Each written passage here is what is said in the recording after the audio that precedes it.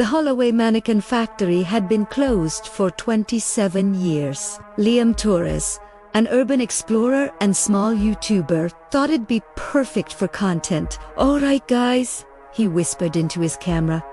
"We're inside the Holloway factory. They say the mannequins here were too realistic. Let's find out." The echo of his voice bounced through the vast, empty hole. Dust floated in his flashlight beam. Rows of mannequins stood silently, some missing arms, others melted by time. But one mannequin looked too new. Liam panned his camera over the lifeless figures. Each one wore a different expression: fear, sadness, joy. It was unsettling. He laughed nervously. "Creepy, right? Like they're watching me."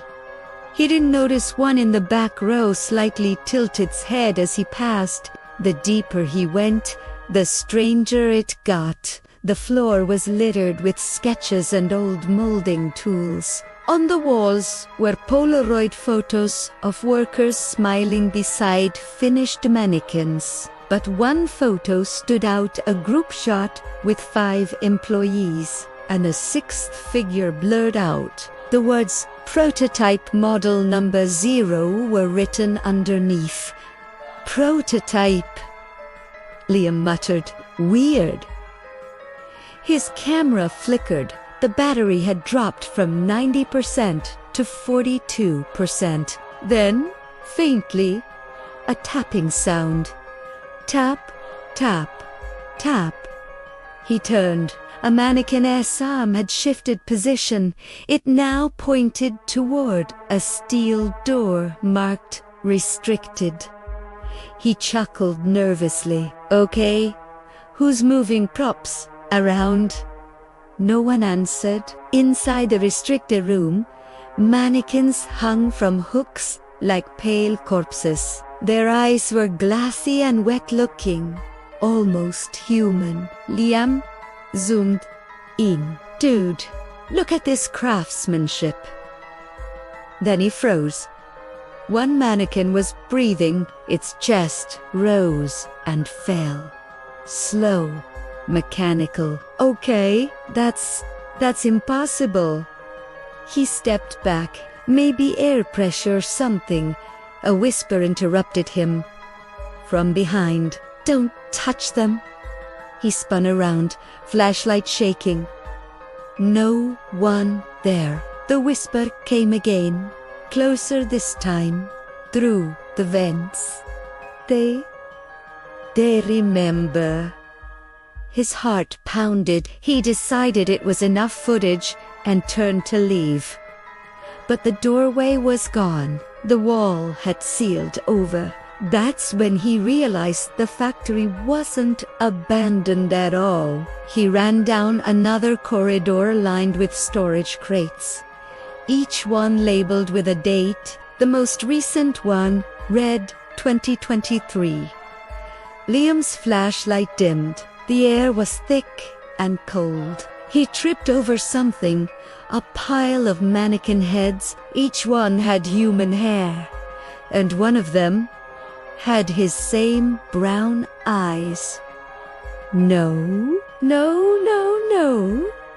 He looked at his camera screen. The live view showed something behind him, a mannequin standing just inches away. But when he turned around, nothing. The mannequin in the corner was different now. It wore his jacket, and its face was his. He screamed, stumbling back. His phone buzzed, a message notification. "Stop streaming. You're making them nervous." He dropped the phone. "Who's texting me?" The mannequins began turning, one by one, all facing him. Their heads moved in slow, synchronized jerks. Then the factory lights flickered on for the first time in decades. Rows of mannequins illuminated, hundreds of them, all looking exactly like him.